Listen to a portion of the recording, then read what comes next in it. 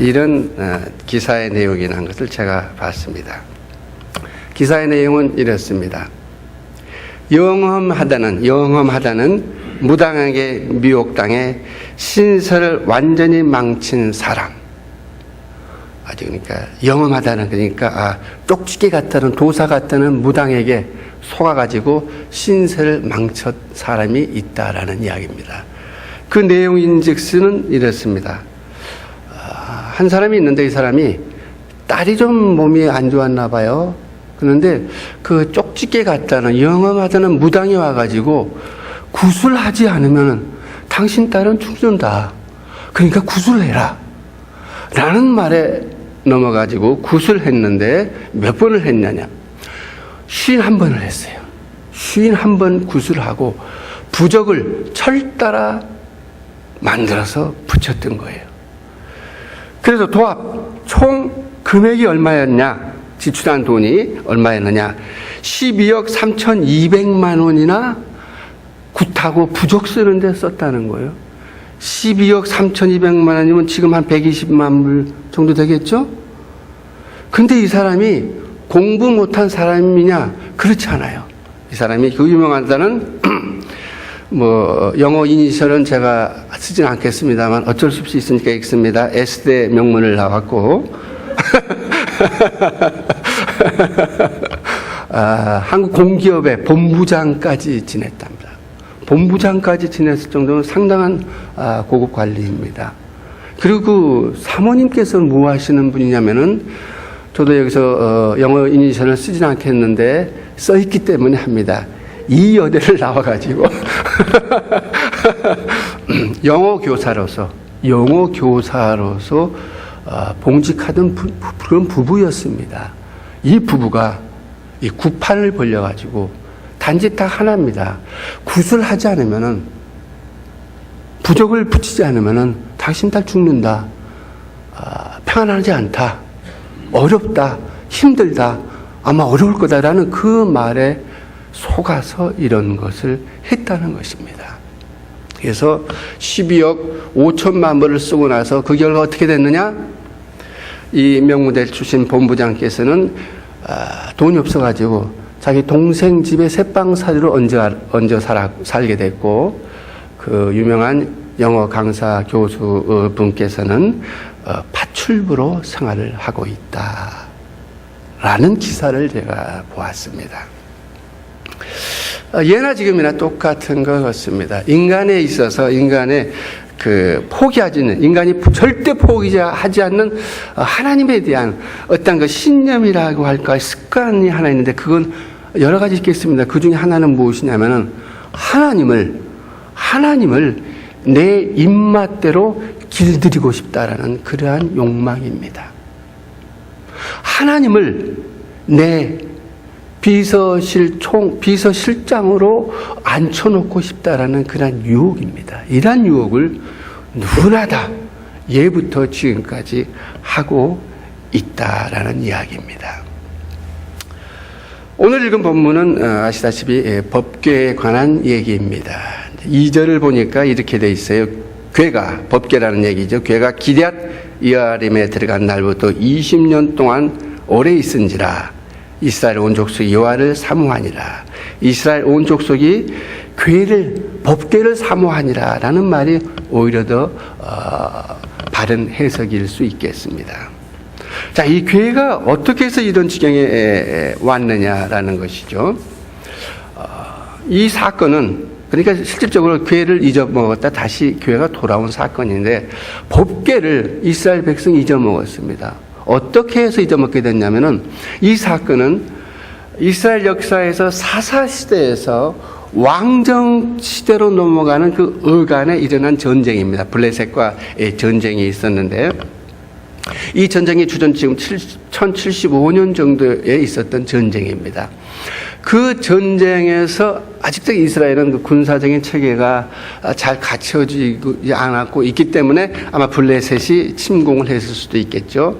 근데 전쟁을 벌이는데 계속 이스라엘이 수세에 몰리게 된 겁니다.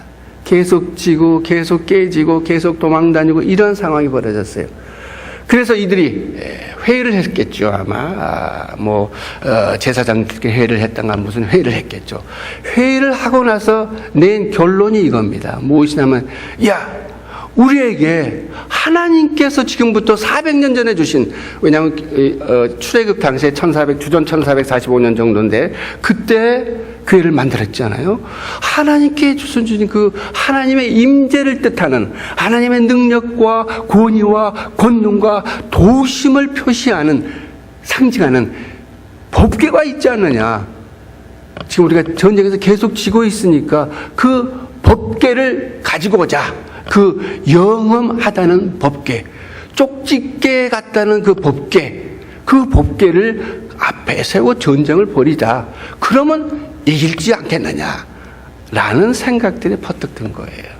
그래서 법궤를 가지고 와서 싸움을 벌였습니다. 그러나 결과는 참담한 패배였고 그 법궤를 뺏기게 되었죠.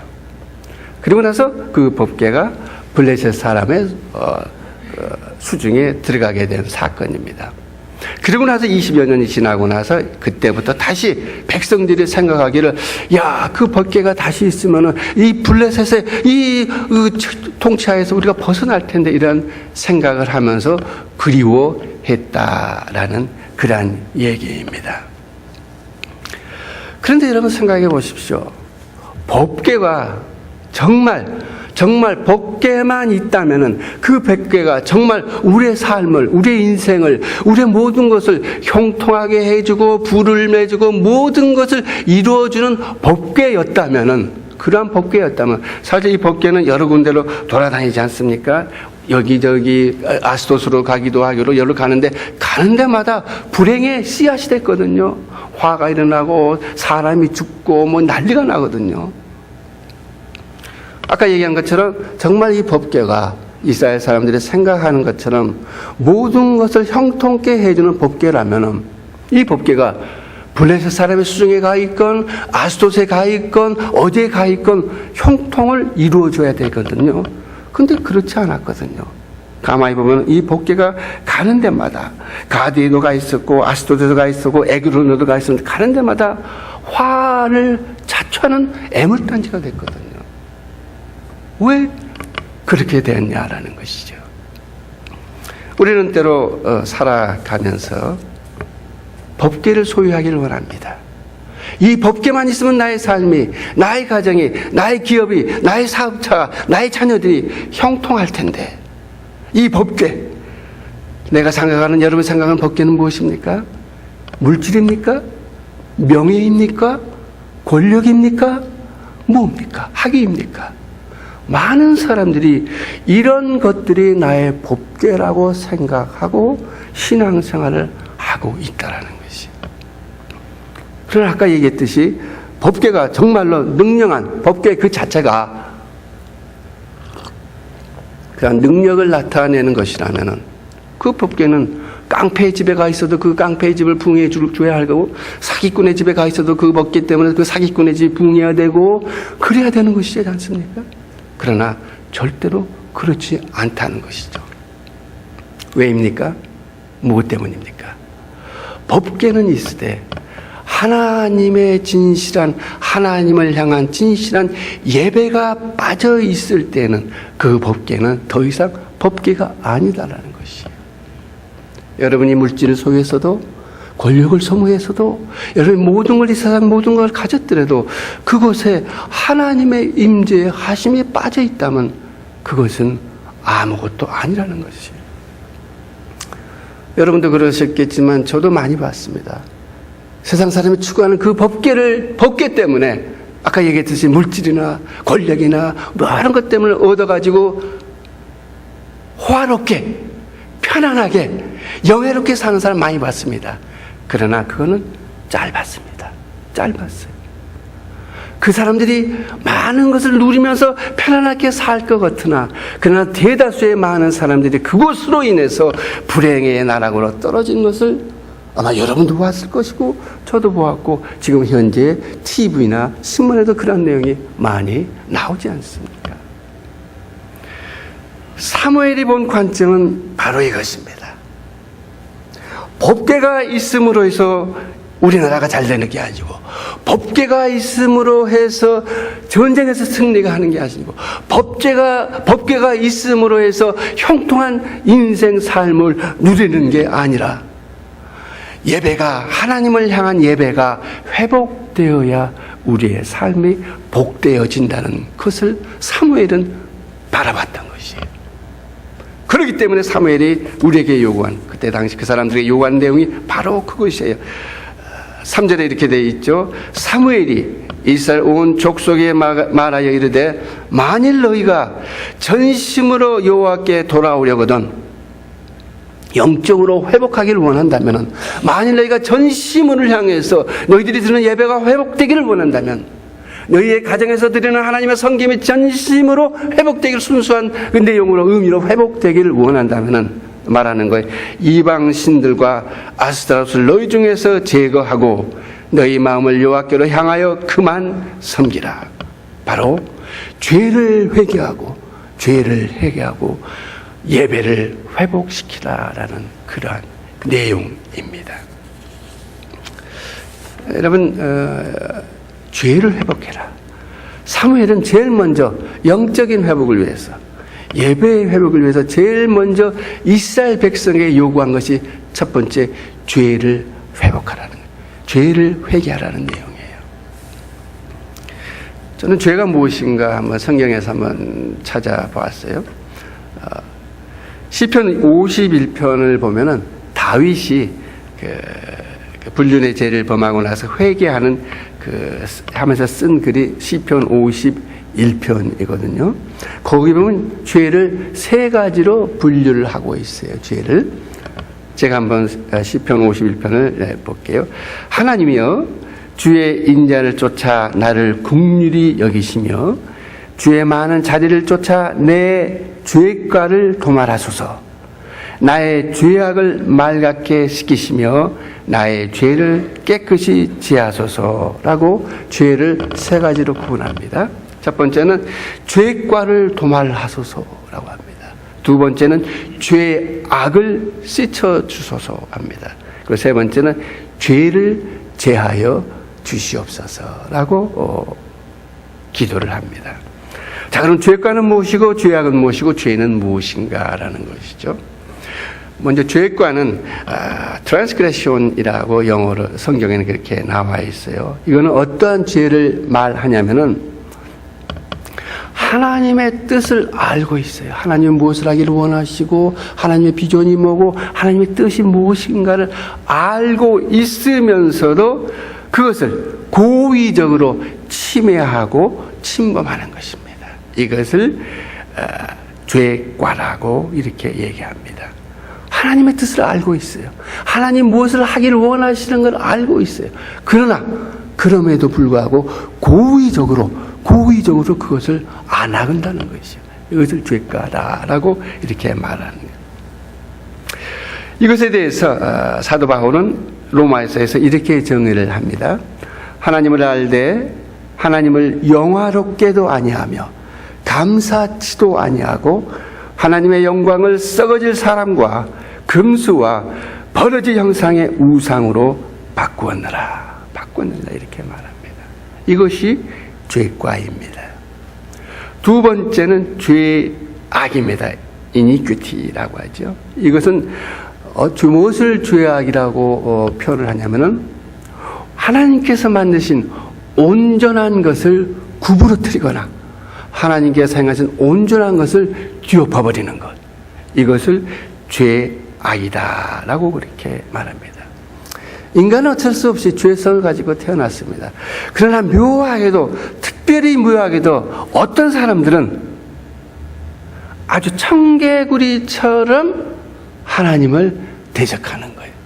청개구리처럼 동으로 가라면 서로 가고, 나무로 가라면 푸으로 가고, 땅을 파라 하면 묻고, 위에다 묻으라 하면 아래다 묻고, 청개구리처럼 이러한 일을 하는 습성이 있다라는 것이에요. 그것을 뭐라고 하느냐?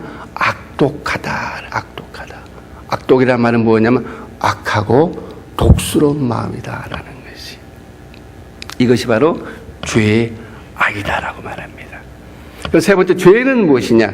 죄의 그 원어는 관역을, 여러분 이 죄에 대해서는 정을 많이 들어보셨을 거예요. 관역을 빗나가다, 함량이 미달되다, 길을 잘못 들다, 코스에서 이탈하다. 그러니까 하나님께서 우리 인생 가운데서 우리 인생은 하나님을 향해서, 이 세상을 향해서, 이웃을 향해서 어떻게 살아야 된다라는 것을 코스를 정해 주셨어요. 뭐 로봇 같이 살아라는 거 아닙니다만은 성도로서, 인생으로서, 인간으로서 짐승과 다르게 살아야 하는 그러한 룰이 있잖아요. 그걸 정해 주셨는데 그것에서 이탈해서 살아가는 것, 이런 것을 죄라고 이랍니다. 그러니까 통칭적으로 이 모든 것을 죄라고 이렇게 얘기는 합니다만, 하여튼 이러한 습성을 가지고 있다라는 것이 있어요. 우리 인간에게는.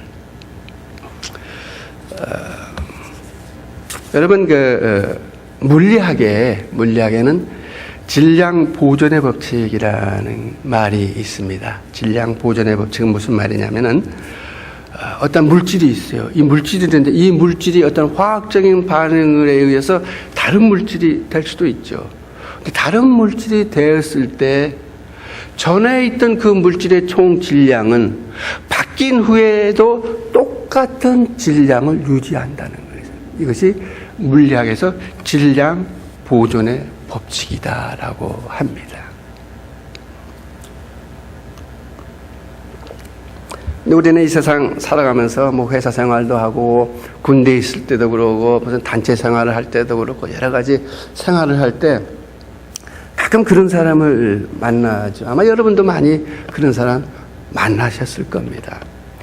하여튼 엉뚱한 생고집으로 주위 사람을 지치게 하고 힘들게 하고 그 에너지를 다 뽑아내고 뭐 하여튼 그 뭐 힘들게 하고 맥 빠지게 하고 뭐 그런 사람들 있잖아요. 뭐 엉뚱한 이야기를 하고 엉뚱한 생고집을 부리고 뭐 막 이러는 사람이 있거든요. 어느 단체나 다 있어요. 뭐 회사도 있고 군대도 아까 얘기 그러는데, 이러한 사람을 고급 전문 용어로 뭐라고 하냐면은 진상이라고 그럽니다. 그리고 학술 용어로서는 또라이라고 그럽니다. 어떤 사람이 이런 글을 썼어요. 또라이 질량 보존의 법칙. 또라이는 어디나 있는데 그 또라이의 질량은 바뀌지 않는다는 거예요. 근데 이거 무슨 내용인가 봤더니 그거예요. 회사를 10년 동안 했던 사람들이 이제 어디에서 써 올린 것 같아요. 어디 가든 언제건 어디서나 일정한 수의 또라이는 존재한다라는 것이죠. 그래서 내 위에 상또라이가 있어요. 상또라이라 하면은 좀 도수가 높은, 좀 센 또라이, 그거를 말하는. 내 위에 상또라이가 있다 해서 하도 신경질을 팀을 옮겼어요. 나 부서 옮겨달라. 그래서 갔더니 거기에 또 또라이가 또 있더라는 그러한 얘기예요. 그래서 이번에 좀 얼또라이는 좀 도수가 좀 약한 또라이, 얼또라이가 있어가지고 이제 좀 할만하네 했더니 가만히 보니까 그러한 또라이가 서너 명 된다는 거예요. 그래서 그 질량을 합치니까 또 똑같다라는 이야기예요. 그래서 이번에는 성질이 나서 회사에 사표를 내고 딴 회사 갔어요. 갔더니 거기도 또 또라이가 또 있더라는 얘기예요. 그래서 이번에는 이러는 내 인생이 안 되지. 일을 악물고 몇 년 버텼더니 할렐루야, 그 또라이가 사퇴를 내고 가더라는 것이에요.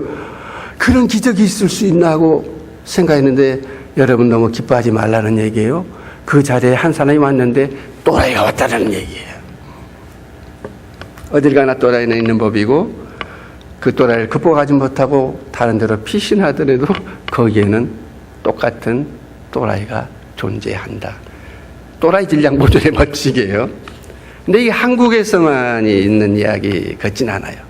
불란서에 있는 크리스토프 앙게라는 그 정신 분석 전문의가 책을 한 권을 썼어요. 책을 한 권을 썼는데 이 사람이 책의 제목이 무엇이냐면은 이런 책이에요.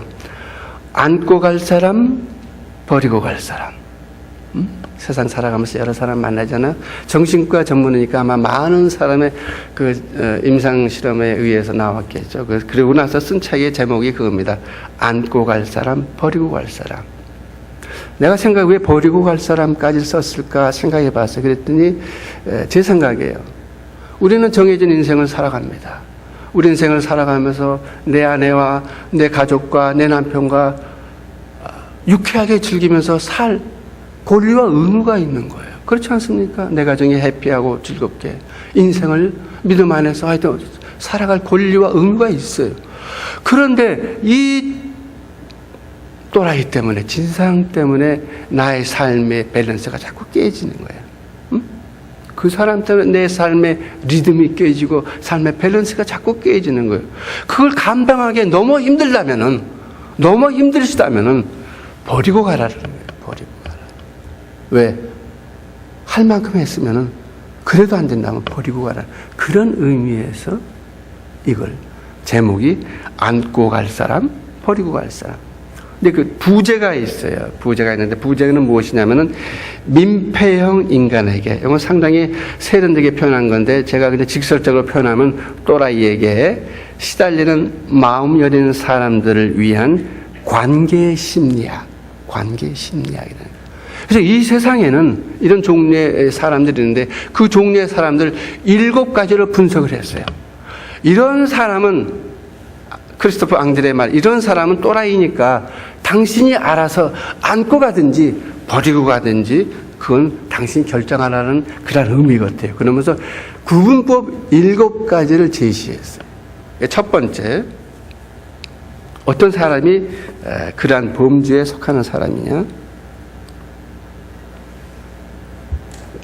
첫 번째는 나밖에 모르는 자기애성 인격 장애자. 나밖에 모르는 자기애성 인격 장애자. 회사에서 어디고 회의를 진행을 못하는 거예요. 자기 의견만 내놓으면 이게 다야. 다른 사람 의견 절대로 듣지도 않고 들을 생각도 안 하는 거예요. 자기애성 인격 장애자. 인격 장애자라고 아마 정신과의니까 이렇게 표현을 한 것 같아요. 그래서 나밖에 모르는. 그래서 뭐든지 말이 안 돼. 대화가 안 돼. 자기 한번 생각 딱 하면 됐지? 이거야. 이거 아니면 난 죽어. 뭐 그 정도의 사람. 첫 번째 유형의 인간. 두 번째, 뭐든 삐딱하게만 보는 부정적이고 폐쇄적인 인격 장애자. 뭐든지 삐딱하게 보는 거예요. 하다못해 그러니까 그거예요. 내가 하면 연애고 남이 하면 불륜이다라는 그런 생각으로 계속 하는 거예요. 내가 하면 운동이고 다른 사람은 달밤에 체조하는 거고, 내가 하면 자선이고 남이 하면 위선이고, 뭐 그러는 거예요. 뭐든지 삐딱하게 보는 거예요. 부정적이고 폐쇄적인 인격 장애자. 세 번째는 사사건건 의심하는 편집성 인격 장애자. 편집성. 신뢰하지 못해. 콩으로 뭘 한다고 해도 믿지 못해. 매일 의심하는 거예요. 당신이 그거에서 그건 뭐 진심으로 했겠어. 무슨 뜻이 있었겠지. 뭐 그게 뭐 본심이겠어. 뭐 하여튼 뭐든지 사사건건 의심하는 거예요. 그 다음에 남의 고통을 기뻐하는 변태성 인격 장애자. 계속 말로 괴롭히는 거예요. 말로 그냥 찌르고 칼로 난도질을 하는 거예요. 그러면서 괴로워하면 그것으로서 자기는 쾌감과 희열을 느끼는 거예요. 남의 고통에 기뻐하는 변태성 인격 장애자. 불만을 드러내는 데 서툰 수동 공격성 인격 장애자. 사람이 살다 보면 회의를 하다 보면 반대 의견이 있을 수 있죠. 반대의 의견을 의견으로 제출하면 회의가 잘 진행돼요. 근데 그걸 할 줄 모르는 거예요. 그거하고 치받는 거예요. 치받고 싸우고 끝까지 가자고 하고 불만을 드러내는데 하여튼 여러 종류에 있는데 그 정도로만 제가 끝일게요. 너무 시간도 없어서. 하여튼 이런 사람들을 안고 갈 거냐 버릴 거냐 그럼 각자가 알아서 하라 이거죠. 그래서 저는 이것만 얘기해주면 이건 너무 밋밋해요. 그래서 제가 한 가지 제 나름대로 생각을 해본 게 있어요. 그렇다면 근데 이 사람들도 그 하라는 행동을 할 때 이건 나의 신념이다. 라면서 행동할 거라. 그렇잖아요. 막무가내로 하진 않고 나는 이게 옳다라고 여기면서 그래서 자기의 신념이라고 그럴 거라고 말이에요. 그래서 신념과 이 또라이가 뭐가 어디서 어느 선에서 구분을 해야 될까라는 것을 제 나름대로 한번 생각해 봤어요. 그래서 한번 정리해 봤어요. 무엇이 신념이고 무엇이 안신념인가, 안신념인가. 첫째는 저는 그렇게 생각해요. 어디 단체가 있는데 거기서 뭘 하든지 대화를 나눈다든가 뭘 할 때 그 공동체의 공동 이익을 추구할 줄 알아야 돼. 그 공동체가 바라는 공동 이익이 있잖아요. 추구하는 어떤 공동점이, 추구하는 선이 있잖아요. 그 선을, 공통 분모적인 선을 추구할 줄 알아야 돼. 이 회사가 망하건 말건 나는 이대로 가야 돼 하고 디디다 밀고 나가면 그거는 신념이 아니라는 거죠. 공동의 이익을 추구할 줄 아는 그런 안목을 가졌을 때 그거는 신념이에요. 두 번째는 무엇이냐? 자기의 의견과 모든 것이 상식선상에서 이해가 돼야 돼. 상식선. 우리는 세상에 살아가면서 상식이 있잖아요. 보통 인간들이 수용하는 그런 내용의 것들이 있잖아요. 보통 인간들이 이해하고 수용할 수 있는 상식선의 의견이어야 된다는 거예요. 이 두 가지만 최소한 부합한다면 나는 무엇이 됐든 그거는 신념이라고 얘기를 하고 싶어요. 어떻게 됐든 사무엘은 우리의 그 죄성으로 인한 그 죄성 때문에 일어난 그 영적인 피폐함을 타개하기 위해서 우리로 하여금 그 죄악을 회개하다라고 이렇게 우리에게 얘기하고 있다라는 얘기예요. 자, 그럼 무엇이 회개인가? 어떻게 하는 것이 회개인가라는 것이죠. 한문으로 쓰면 회개, 제가 한문으로 쓸 수 없어서 그냥 회개라는 말을 어떻게 쓰냐면 뉘우칠 회에 돌이킬 개. 그래서 회개입니다. 뉘우칠 회에 돌이킬 개. 그 뉘우칠 회라는 말은 그는 어떻게 그 함자 단어가 구성되어 있냐면은 욕심을 내다가 아무것도 얻지 못해서 마음이 아픈 것. 그래서 이거는 내가 욕심을 내다가 얻지 못했는데 얻지 못한 것 그것 때문에 억울하고 분해서 마음이 아픈 것이 아니라 나는 그 정도의 사람밖에 되지 못했었나라는 그러한 것 때문에 마음 아픈 거예요. 나는 그 정도 수준의 사람밖에 아니었던가라는 그것을 깨닫고 마음 아파하는 것. 이게 회입니다. 그럼 개는 무엇이냐? 개는 한자로 하면은 고칠 개인데 회초리를 쳐서 자기를 바로 잡는 겁니다. 회초리를 자기를 쳐서 바로 자기 잘못한 것을 바로 잡는 거예요. 이것이 개입니다. 근데 많은 상황에서 일어나는 것이 무엇이냐면은 회는 많이 하는데 개를 많이 하지 않는다는 것이. 회는 많이 해요. 뉘우치기는 많이 해요. 근데 개, 나를 쳐서 바른 길로 돌이키질 못하고 산다는 게. 이것이 누적됨으로 인하여 하나님께서 주시고자 하는 그 복을 누리지 못하고 살아가는 거지. 그래서 사무엘이 얘기하는 거예요. 미스바로 모여라. 우리가 회개하자. 철저히 회개하자. 눈물로 회개하자. 무릎 꿇고 회개하자. 두 손 들고 회개하자. 나의 모든 것을 내려놓고 회개하자. 그리하여야 내가 알게 하늘로부터 오는 복이 우리에게 다시 올 줄 아노라. 사무엘이 그렇게 얘기하는 거예요. 사무엘이 그렇게 얘기하는 거예요. 그럼 축복이 무엇일까라는 것이죠.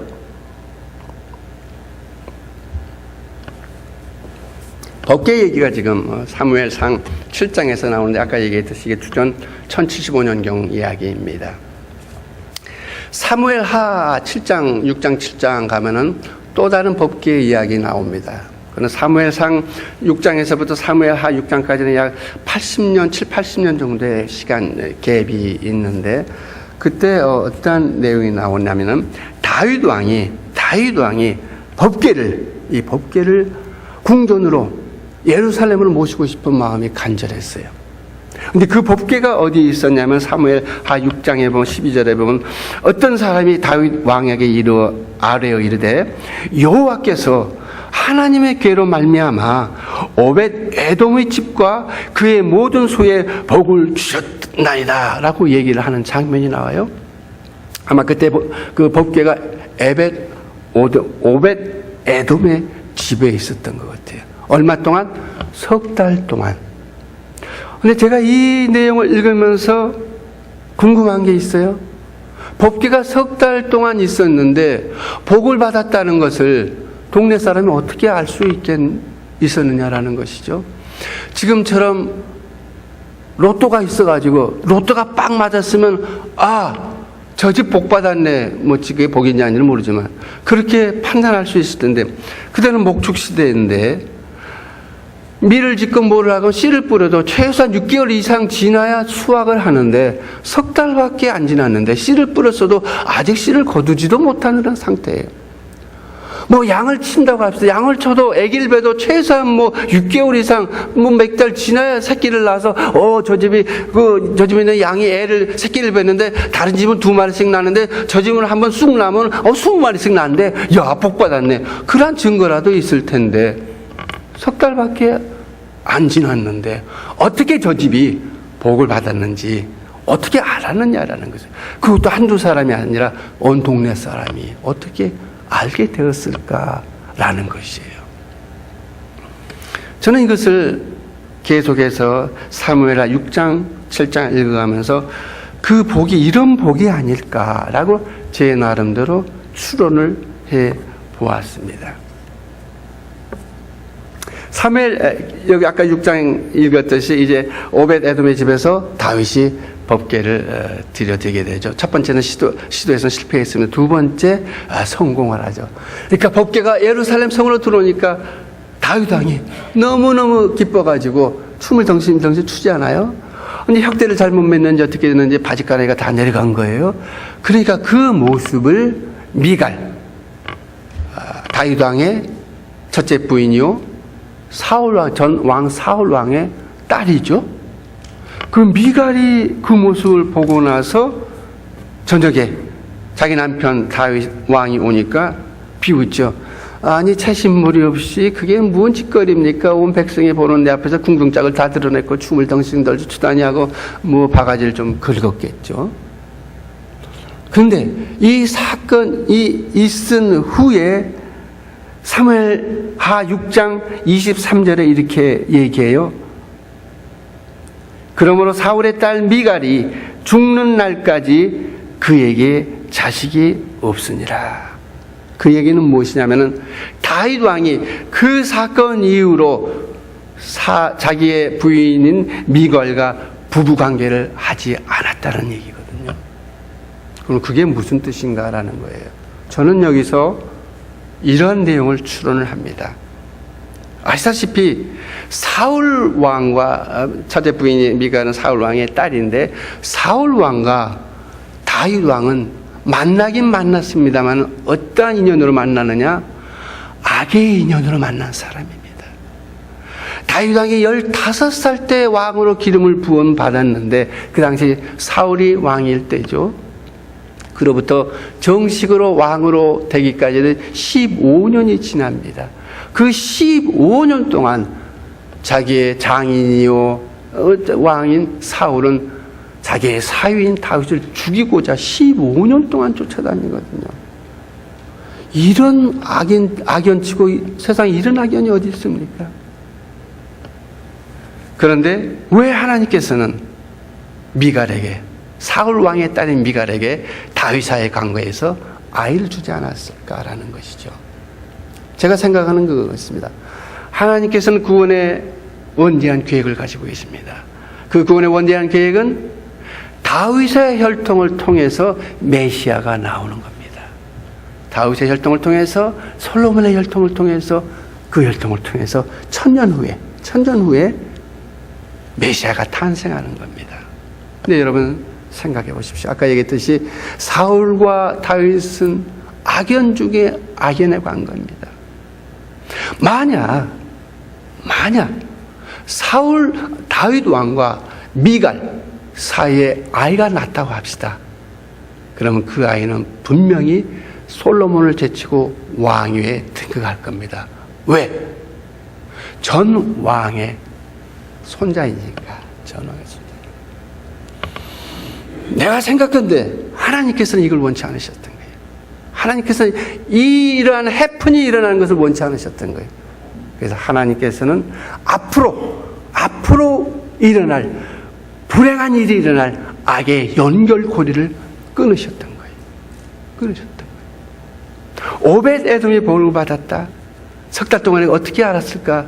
저는 그렇게 생각해요. 온 동네 사람이 오벳 에돔에 사는 사람이니까 그 사람도 살다 보니까 뭐 윗집하고 싸울 일도 생겼을 거고 누구하고 뭐 나쁜 일 여러 가지 관계가 나쁜 관계도 여러 가지 있었을 거예요. 그러고 나서 한 열흘 후에 저 집 무슨 큰일 날까 이런 사건도 있을 수도 있어요. 근데 하나님께서는 일어나야 할 모든 불행한 연결고리들을 하나님께서 끊어주시지 않았을까? 그래서 불행 가운데, 폭풍 가운데 휩싸여야 할 그 가정이 항상 평탄한 삶을 살아가게 되지 않았을까? 그래서 또 온 동네 사람이 그래서 깨닫는 거예요. 아, 저 집은 복을 받았다. 복을 받았다. 저는 그렇게 생각합니다. 하나님께서 우리에게 주는 복은 여러 가지입니다. 건강하게도 할 수 있고, 우리가 가장 바라는 정말 대박이 나가지고 돈이 펑펑 넘치게 해줄 수도 있고, 언젠가는 우리 구역 모임할 때, 우리 항상 끝날 때 기도 제목을 얘기하는데, 기도 제목 인정하니까 한 사람이 그런 기도를 해달래요. 대박나게 해주십시오.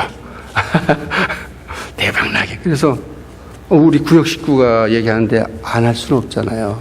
대박나게 해달라고 기도를 해야죠. 그래서 하나님, 대박나게 해주십시오. 그러나 설령 나지 않더라도, 설령 그런 일이 당장 일어나지 않더라도 그것으로 인해 마음이 상하여 하나님을 버리는 그러한 일은 일어나지 않게 해주십시오. 라고 기도를 했습니다. 그리고 나서 제가 대박이라는 단어를 재해석했습니다. 대박이란 무엇이냐? 하늘로부터 받는 대단한 박수입니다. 하나님으로 받은 대단한 박수, 이것이 대박입니다. 여러분, 저는 오늘 여기 여러분 오셔서 말씀을 사모하러 오셨는데, 하나님께서, 우리는 이 세상을 살아갑니다. 사회성을 가졌기 때문에 여러 사람을 만납니다. 이 사람도 만나고 저 사람도 만납니다. 여러 사람을 만나는데 우리는 알게 모르게 원하든 원하지 않든, 오늘 당장 아니라면 한 달 후라도, 1년 후라도, 10년 후라도, 내 때가 아니면 내 자손 때라도 혹시라도 일어날지 모르는 악한 일이 생길 수가 있습니다. 나는 오늘 여기 오신 여러분들 가정을 향해서 하나님께서 만약 여러분을 향한, 여러분의 가정을 향한 그런 악한 연결고리가 있다면 이 시간 그 연결고리를 끊어주시기를 축복합니다. 여러분 가정에 지금 당장 닥칠 수도 있고, 아니면 여러분 자손 때에서 닥칠 수도 있을 수도 있고 아닐 수도 있습니다만, 혹시 만에 하나 있다면, 내가 원하든 원하지 않든 있다면 이 시간 하나님께서 그 악의 연결고리를 끊어주시기를 간절히 축복합니다. 축복합니다. 마지막으로 한 얘기만 하고 제가 마치려고 합니다. 한국인 최초의 우주인인 이소연, 그때 아가씨였죠? 2008년도 4월 달에 소련 수이즈 우주선을 타고 일주일 동안 우주 거기에 머물다가 내려온 그 아가씨인데, 이 사람이 지상에 내려와서 이런 얘기를 했어요. 그 우주에서 지구를 바라봤던 그 소감을 얘기한 거예요. 나는 저 우주선에서 지구를 바라보면서 이 지구가 이렇게 경이롭게 아름다운 줄 처음 알았다. 내가 살고 있었던 저 지구가 저렇게 아름다웠고 놀랍도록 아름답고 처음 알았다. 너무나 감사했다. 자기는 그렇게 생각했다는 거예요.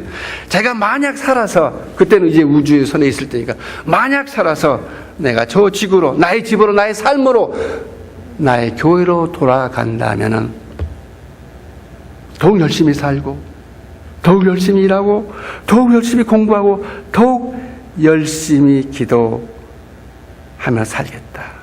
그렇지만 나는 요만큼 조그만 것 때문에 중내 산에 하면서 살아가지는 않겠다. 응? 저는 이것이 큰 축복이라고 생각합니다. 너무 조그만한 거 가지고 죽자 살자 하지 마시기 바랍니다. 하나님은 우리를 더 큰 인격체로 지어주셨습니다. 이 밤에 여러분 가정에, 여러분 자손에게 큰 축복이 임하기를 주의 이름으로 축복드립니다. 기도하겠습니다.